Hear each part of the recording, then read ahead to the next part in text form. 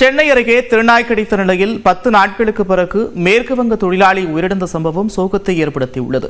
மேற்கு வங்க மாநிலம் பால்பூரைச் சேர்ந்த ஸ்வபன் மன்னா என்பவர் சென்னை வானகரம் பகுதியில் உள்ள தனியார் நிறுவனம் ஒன்றில் தூய்மை பணியாளராக பணியாற்றி வந்தார். 61 வயதான அவர் வானகரத்தில் உள்ள பள்ளியின் பின்புறத்தில் தற்காலிகமாக குடிசை அமைத்து தங்கி வந்துள்ளார். 10 நாட்களுக்கு முன்பு குடிசையில் தங்கியிருந்த போது திருநாய் ஒன்று ஸ்வபன் மன்னாவை கடித்திருக்கிறது. இதனையடுத்து தனியார் மருத்துவமனைக்கு சென்று அவர் ஊசி போட்டதாக தெரிகிறது. அதனைத் தொடர்ந்து தன்னால் மூச்சுவிட முடியவில்லை என்று தனது உறவினர் ரஞ்சித் கோயனுக்கு நேற்று முன்தினம் தொலைபேசி மூலம் தெரிவித்திருக்கிறார்.